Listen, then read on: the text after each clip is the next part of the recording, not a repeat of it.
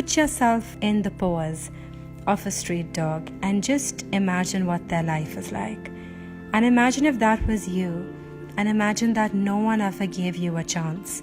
No one ever even bothered to realize that you exist, except as a nuisance.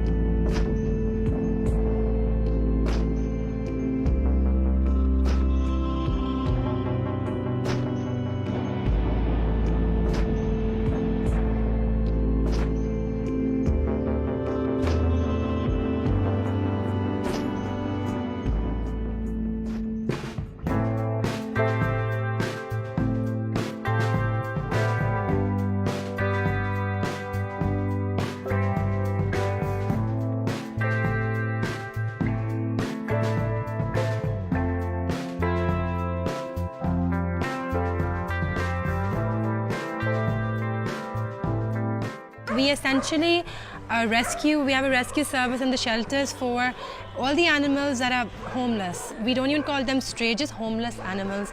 They need a home, and our streets are unsafe for them. We don't just rescue dogs, we have cats, we have donkeys, we have kites.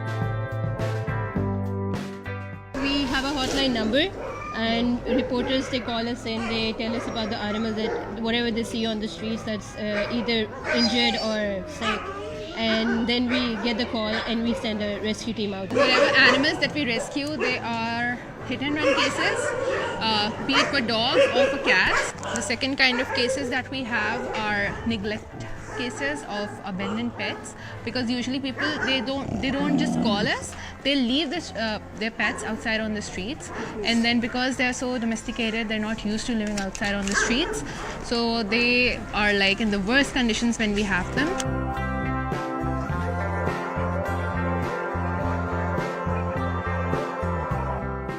The kind of cases that we have gotten have been shocking, to say the least. People have broken bottles on the heads of dogs.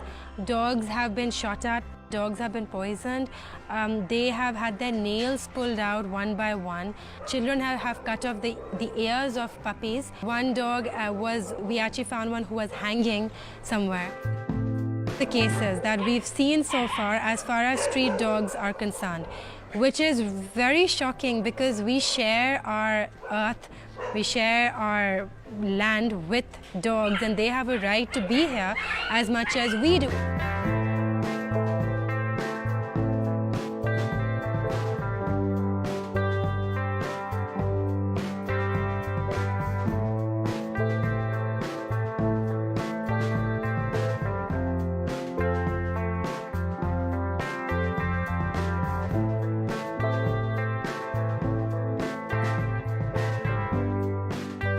If you consider street dogs and the overpopulation of street dogs a problem, then there has to be a humane way of dealing with lives.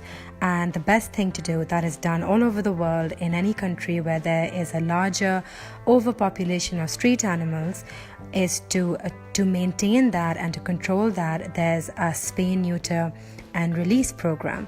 It's essentially fixing the animals so that they don't have any more babies, but yet they have a very healthy life. It's actually very good for the animal's health also.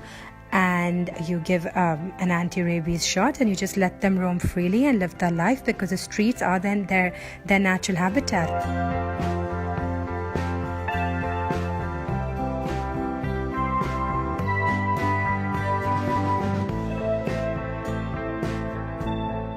When a dog howls or cries or barks or feels pain and yelps and screams, it's because he's real. It's because he has feelings. Dogs feel, in fact, all animals feel what humans feel. Dogs feel sadness and happiness and jealousy and anger and betrayal and mistrust and joy. They feel everything that we feel. People think what we do is very cutesy and sweet, and it's not. It's really hard work, because we tend to see the most injustices that happen to the most powerless of creatures. We are trying to make people understand that this animal welfare needs to be a norm rather than an exception. And I think that's why this space is so important. And as far as adoptions go, we would love to have people visit. We'd love to have people volunteer with us. Look at our Pakistani breeds. They're really cool and they're amazing animals and they're amazing dogs. And why can't we give them a chance? And I think that's a question we all need to really ask ourselves, because why don't we?